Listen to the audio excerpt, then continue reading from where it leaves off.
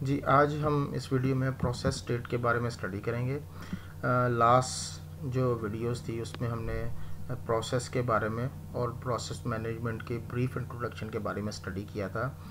तो आज हम देखेंगे कि प्रोसेस स्टेट जो है वो व्हाट इज़ प्रोसेस स्टेट, और उसको हम अंडरस्टैंड करने की कोशिश करेंगे। आपको पता है कि program in execution it's known as process, यानी कि प्रोग्राम जो है वो एग्जीक्यूशन में होगा तो हम उसे कहेंगे कि दैट इज़ प्रोसेस। तो अब as process execute its changes its state, जैसे जैसे प्रोसेस एग्जीक्यूट होता है उसकी स्टेट्स जो हैं वो चेंज होती रहती हैं। स्टेट को कैसे डिफाइन करेंगे कि कौन सी स्टेट पे है? The state of a process is defined in A part by the current activity of that process, यानी कि वो प्रोसेस जो एग्जीक्यूट हो रहा है वो करंट एक्टिविटी कौन सी परफॉर्म कर रहा है उसको हम कहेंगे दैट इज़ प्रोसेस स्टेट, कि कौन सी प्रोसेस कौन से स्टेट में है। सो प्रोसेस जो है जैसे जैसे एग्जीक्यूट करता रहता है उसकी स्टेट चेंज होती रहती हैं। तो इट्स मीन कि what is current process is doing, what is current activity of process, that what is that mean state of the process, यानी कि इसी को हम कहते हैं कि ये प्रोसेस की स्टेट है। What are the process state that are in, कौन सी प्रोसेस स्टेट है जिसके अंदर हम कहेंगे कि प्रोसेस जो है वो इस स्टेट के अंदर मौजूद है। सो हम देखते हैं इनको।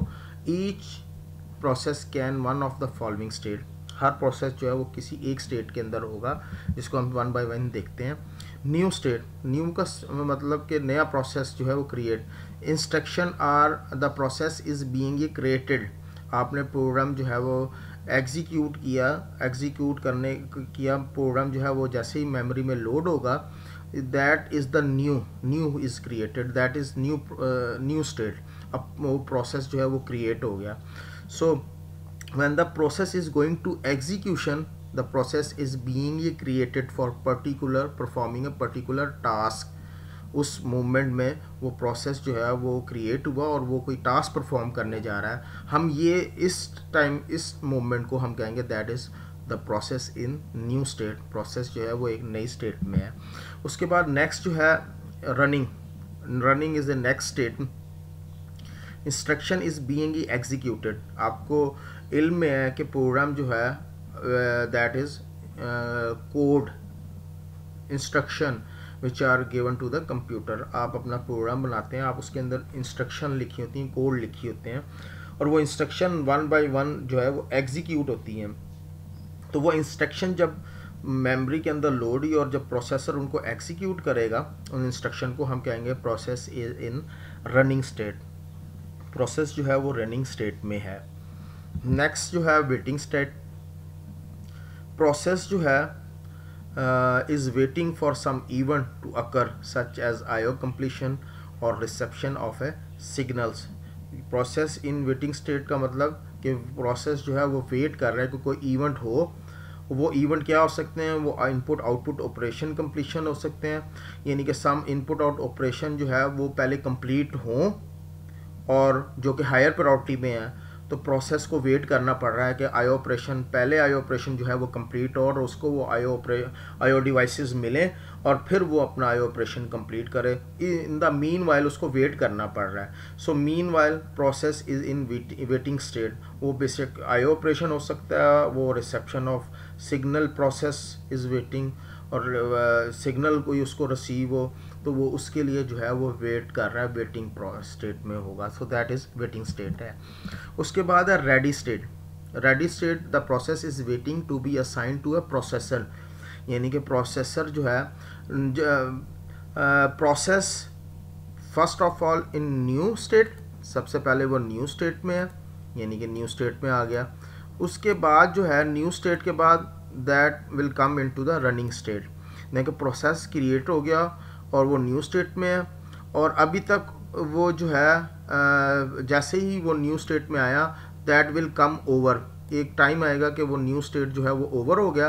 अब वो नॉट येट रनिंग, अभी वो रनिंग नहीं स्टार्ट की उसने।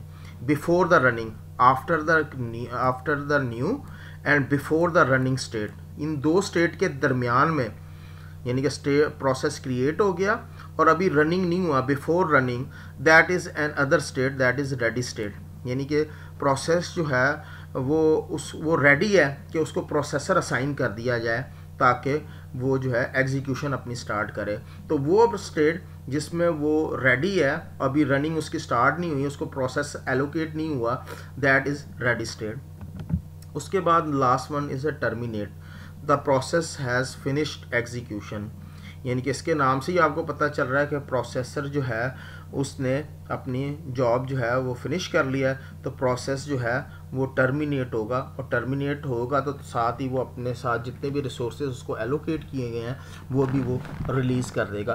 तो ये 5 स्टेटेज हैं जिनमें हम कह सकते हैं कि these are the state in which a process can in. तो डिफरेंट बुक, अब ये जो बुक्स हैं डिफरेंट बुक्स में इन स्टेट्स को डिफरेंट जो है मीनिंग से या टर्म से जो है वो इन जो है एक्सप्रेस किया गया है या रिप्रेजेंट किया गया है, लेकिन मतलब सबका एक ही है। तो अब हम इस डायग्राम को देखते हैं। इस डायग्राम की मदद से हम देखते हैं कि प्रोसेस जो है, एक प्रोसेस जो क्रिएट होता है वो कौन कौन सी स्टेट में जाता है और कब कब जाता है। तो सबसे पहले फर्स्ट ऑफ ऑल एक प्रोसेस क्रिएट हुआ, that is in new state admitted, और that will come into the ready state. वो रेडी स्टेट में आ गया प्रोसेस क्रिएट होने के बाद, that will come into the ready state. Ready state में जो है जब उसको प्रोसेसर उसको या सीपीयू जो है वो उसको असाइन करेगा, that is scheduler dispatcher. Scheduler क्या होते हैं ये हम आगे नेक्स्ट देखेंगे, शेड्यूलर का टास्क क्या होता है या जॉब क्या होता है। तो बेसिकली प्रोसेस जो है that will come into the running state, वो रनिंग स्टेट में आ गया, यानी कि पर्टिकुलरली वो इंस्ट्रक्शन जो है एग्जीक्यूट होना शुरू हो गई प्रोसेस की, जो कि उसने टास्क जो है वो परफॉर्म करना है, जो है पर्टिकुलर टास्क जो इंस्ट्रक्शन लिखी हुई हैं रिटन है, that will going to be a perform by the process which are जिसको है प्रोसेसर असाइन किया गया है। लेट्स से कि उसका जो है टास्क वो कंप्लीट हो जाता है, कोई इंटरप्शन नहीं होती और वो अपना टास्क जो है वो कंप्लीट कर लेता है, देन वो एग्जिट हो जाएगा, वो टर्मिनेट हो जाएगा। इस तरह वो जो है टर्मिनेट स्टेट में चला जाएगा। अच्छा, ये तो था स्मूथली विदाउट कोई इंटरप्शन जो है प्रोसेस ने ये वो न्यू से रेडी स्टेट में आया, रेडी से रनिंग स्टेट में गया और अपना टास्क कंप्लीट करने के बाद वो टर्मिनेट स्टेट में चला गया। अच्छा, एक और सिनेरियो को हम देखते हैं, जो है प्रोसेसर जो है वो प्रोसेस को असाइन किया गया और प्रोसेस जो है वो एग्जीक्यूट हो रहा था। इन द मीन वाइल एक और प्रोसेस जो है वो इंटर हुआ, दैट इज़ हायर प्रायोरिटी, यानी कि वो हायर प्रायोरिटी का है। हम ये देखेंगे सीपीयू स्केजुलिंग के अंदर कि सीपीयू स्केजुलिंग के अंदर जो है वो कैसे स्केजुलिंग की जाती है, उसमें मुख्तलिफ एल्गोरिथम है, वो हम नेक्स्ट में देखेंगे।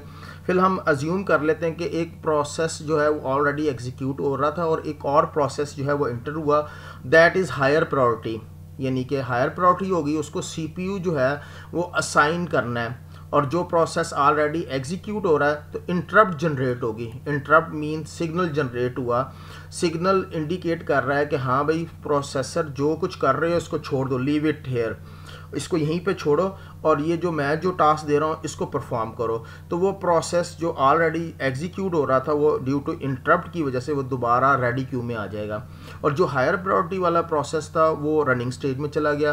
अब वो अपना टास्क वगैरह कंप्लीट करके जब प्रोसेसर जो है वो रिलीज़ होगा तो वो प्रोसेस जो कि बाद में जिसको हमने वापस दोबारा रेडी क्यू में डाला था, अगेन उसको प्रोसेसर असाइन कर दिया जाएगा ताकि वो अपना टास्क कंप्लीट करे। एक तो ये सिनेरियो भी हो सकता है कि प्रोसेस जो है वापस back to the ready state चला जाए। एक और भी सिनेरियो है जिसके अंदर जो है वो रेडी स्टेट में जा सकता है कि प्रोसेस जो है वो रनिंग स्टेज में था, अपना टास्क परफॉर्म कर रहा था, अचानक उसको कुछ रिसोर्सेज चाहिए थे अपने टास्क कंप्लीट करने के लिए। तो वो उसने आई सपोज लेट से मैं कहता हूँ कि आईओ इनपुट और आउटपुट ऑपरेशन परफॉर्म करना था।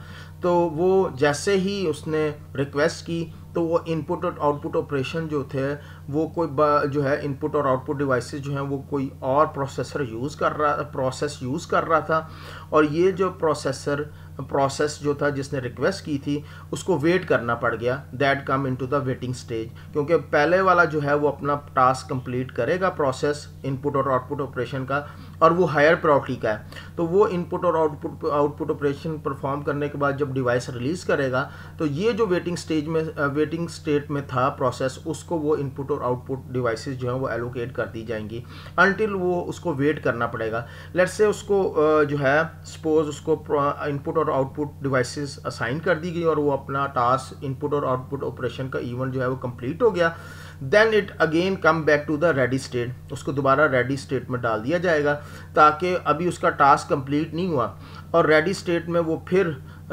वेट करेगा कि उसको जो है प्रोसेसर दोबारा असाइन कर दिया जाए। सपोज उसको प्रोसेसर दोबारा असाइन कर दिया गया, उसने इनपुट और आउटपुट ऑपरेशन परफॉर्म करने के बाद रेडी स्टेट में आया और शेड्यूलर ने उसको जो है प्रोसेसर असाइन किया। इस टाइम जो है उसका प्रोसेस जो है वो कंप्लीट हो जाता है और अगेन वो जो है टर्मिनेट स्टेट में चला जाएगा। तो ये डायग्राम जो थी ये प्रोसेस स्टेट को एक्सप्लेन करती है। इसमें हमने देखा कि एक प्रोसेस जो है वो किस तरह डिफरेंट स्टेट में जो है वो जो है स्टेट में जाता है according to their current activity. So that is process state. आज का हमारा जो टॉपिक था, हमने प्रोसेस स्टेट के बारे में स्टडी किया।